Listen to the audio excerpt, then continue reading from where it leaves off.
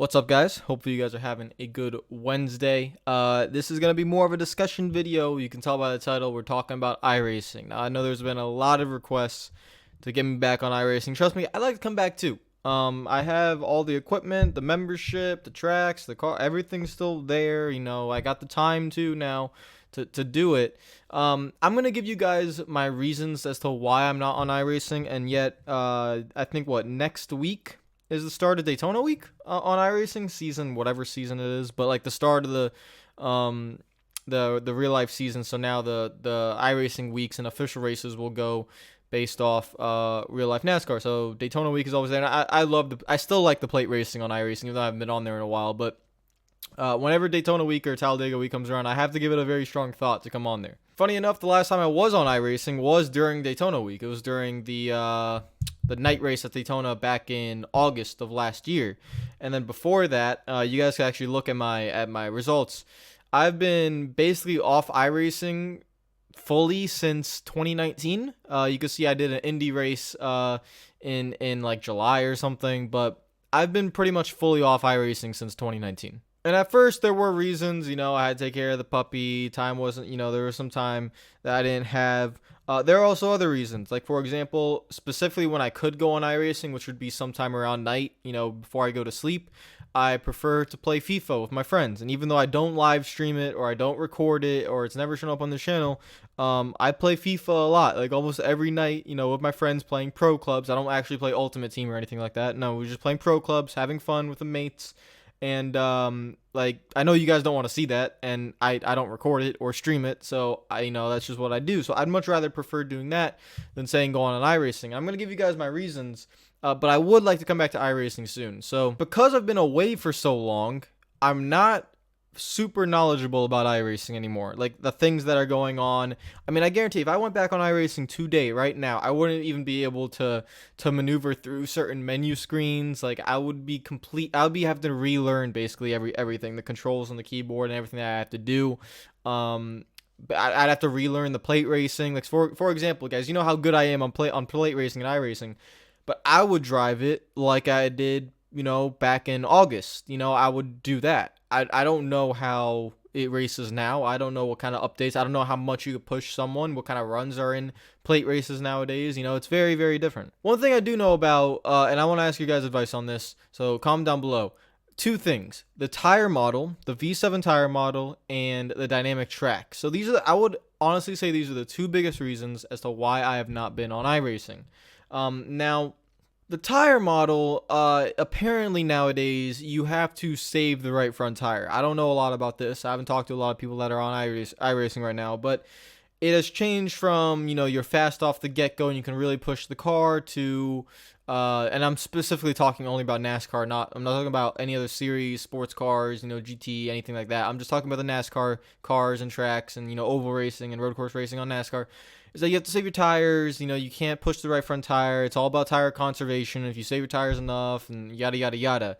And then that ties into the dynamic track. So from my knowledge of what I'm guessing, if I'm wrong, please tell me, most tracks are one lane. The high side doesn't exist at a lot of tracks that it should. So the racing is very just dull because it's all kind of like there is one line that is fastest and everyone tries to go for that line. Obviously, you have dirty air now. So since dirty air has been implemented, it was like a few years ago. Once you get behind someone, it's even it's kind of funny. Back when iRacing didn't have dirty air, the racing was kind of unrealistically great. And now that iRacing does have dirty air, it's realistically poor. Oh, it just sucks. But yeah, I've heard about the tire model and I've heard about the dynamic track, and these two things really turn me off from when I want to get back onto iRacing. I'll talk about some other things I do, but these are the two main reasons. So I want to ask you for you guys' advice. Is that just how it is? Is there an update coming anytime soon to fix the tire model? I know for a fact, like just talking from guys in the pro league from the iRacing, what was it called, the Coca-Cola NASCAR Pro Series now. I have a few friends in there now. Now Femi, congrats Femi, shout out to you. You're in there now. But I know Bobby Zielinski as well, who's been in the Final Four multiple times, and I've talked to them about this. And how the tire model is basically broken. It does not act like it should. And that turns me off. I don't want to hop on iRacing and have to just worry about saving my right front tire 24/7, and like you can never push the car. There was a time when I was on iRacing a lot that if you slid the tires, you really beat them up. But as long as you didn't slide the tires, and this was even before the official new package came, 550 horsepower at most of these mile-and-a-half tracks, when it was still 750 horsepower and yada yada yada, you would slide the tire, that would hurt, but you could push the car. There was a little bit of like saving the right front, but there wasn't a lot. You could push the car, you can wheel the thing, you would get loose and everything. You'd have to really be a wheelman, and that was a lot of fun to me. Nowadays, from what I'm hearing, you obviously have the 550 horsepower package in the Cup cars. Xfinity is different, specifically for, let's say, Cup, and let's say like NIS races or something like that, or you have now a 550 horsepower with a tire that you have to save. So even though you can go full throttle a mile and a half, so you have to save your right front tire. Then you have dirty air, and then it's not even that fun to drive sometimes, and it's becoming kind of like real life NASCAR driving now interfered with the iRacing driving, but now iRacing has a broken tire model and the dynamic track doesn't work, so it just doesn't, it's not that fun to do. From the outside, that is what I am hearing, and that is what it looks like, and that's why every time I think about pulling the F1 wheel out of my closet and hooking everything up and doing it, I just don't want to do it. I don't have the urge of doing it. There's obviously tons of benefits of me going on iRacing. I can continue to build my channel, continue to communicate with you guys. I could live stream it. I have no issue with live streaming at night, and just having fun. The computer's ready to go for live streaming. Since I've been on iRacing, I have a new GPU in the computer, so my computer's much more powerful, like to be able to handle updated graphics or anything. I could add more graphics onto the iRacing service. I could do more stuff with the live streaming. I could do all that, but I just, based off iRacing itself, I have no urge to get back onto it. And I mean, the last month, I would say, I've really been trying to get myself to just get after it. I'm like, all right, well, listen, maybe Daytona week. Daytona week, I'll go back. I'll go back during Daytona week. And I think I will for Daytona week. But after that, when you go to, normal races, can I do NIS every week? Even specific tracks, like, can I have fun at Las Vegas? Can I have fun at a Texas? Can I have fun at a short track like Martinsville? Like, is that something I would want to do? And to be honest, I just don't know yet. I do miss league racing. I will say I wish I could get back into league racing. The way the league, obviously, I would like to run with all my boys in NORC and FTRL. There are certain times a day where I am still busy, like 7 o'clock on a Tuesday. Like I can't really race at that time, so I'm not really able to do league races. So if I do get back on iRacing, it would have to be through official races. And then here's another aspect. So to members of you guys on iRacing that I know, this doesn't apply to you. Trust me, I'm kind to everyone in the iRacing community. But there are times when you head into an official race, and I think a lot of people know this. The community within the official races are just so toxic, and it makes it really not fun. This is with gaming in general. I can't just pin this just to iRacing. Gaming in general, you want to race or play with your friends. That's normal. You don't want to just hop into random lobbies in Call of Duty or something. I mean, it's going to be toxic no matter what. Same thing with iRacing. You head into these official races, and my skill rating is, I think, around 4,600. It hasn't changed in like 2 years because I haven't been racing.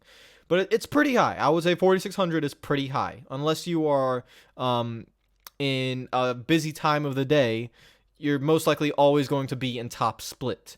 So I'm racing with the best guys. So, if I came back right now, I ain't going to win any races. You don't just take 2 years off, then come back, or a year and a half off, come back and start winning races. I ain't going to be it. But you race with the same guys, and these guys, I mean, we're talking about really talented drivers, but then there are just some that are just so toxic. They take it so seriously. You make one mistake, next thing you know, you're getting reported, and you're getting cussed out and everything. And I just don't want to deal with that. It's just bad vibes, and I don't think you can blame anyone for just not wanting to deal with toxicity. So if I can't do the league racing, then my only choice is official races, and then I head into these official races, and then everything is so sweaty, so serious. I mean, you've heard guys that are really talented at, let's say, Call of Duty right now, and you have the skill-based matchmaking, right? And you can watch any of your top content creators on Call of Duty. They will complain about skill-based matchmaking just because of how sweaty every lobby is on, let's say, Warzone. It's the same thing when it comes to iRacing. Everything is so sweaty. Everything is so serious. Everything is so toxic if something goes wrong that you kind of just don't want to deal with it. You rather just relax and have fun and chill. And that is the path I'm taking right now. And with iRacing, I just can't seem to maybe get into to that area where I could be chill in an official race and still have fun. It would just be so serious, so sweaty. You make one mistake, you got someone cussing at you. You race someone hard, they wall you in the wall, and then they say it's your fault. Like, I've seen all these things happen.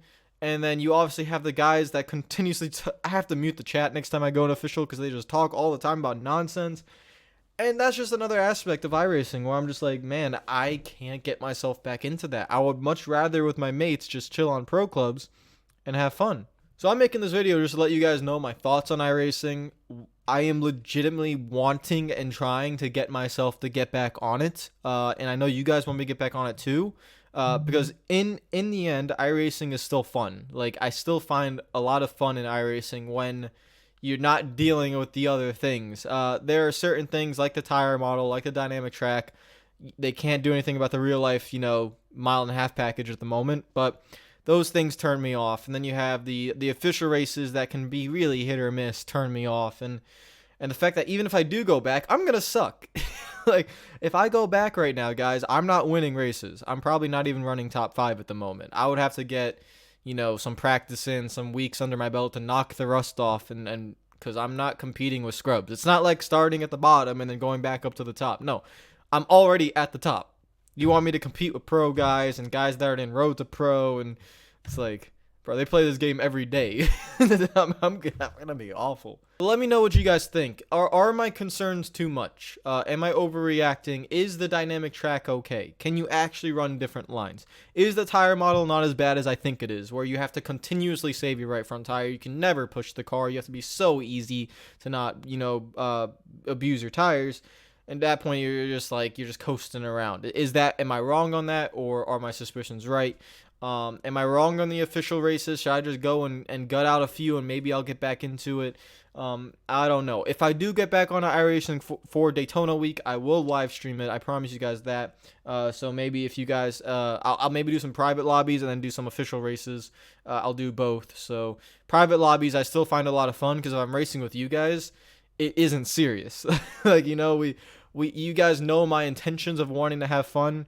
We're racing at a plate track, and we're doing stupid nonsense. If I turn you into the outside wall, you're not going to get mad at me. And if you turn me into the outside wall, I'm not going to get mad at you. So I think I'm going to come back for some private races during that week.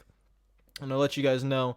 But should I start getting back into it more on a general routine during this time where, NASCAR heat slows down until the next launch of the game, which I don't know whether that'll be this summer or fall, whatever that is. And you come into this lull period as, a NASCAR gaming content creator before the season starts, and you have these few months where, the games are pretty much dead. This is where I'd like to get back into iRacing. From previous history on my channel, this is the time where I get back into iRacing and I start doing it frequently. So I'm trying to get myself to do that. But I just have a lot of reservations, so I'm coming to you guys to let me know, tell me, am I wrong or am I right? What is it like? Give me some advice. I will see you guys later.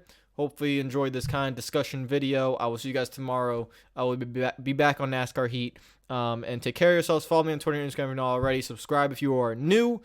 Subscribe if you want iRacing content. And subscribe if I see my subscriber buttons go up. And then I say, oh, maybe they do want iRacing content.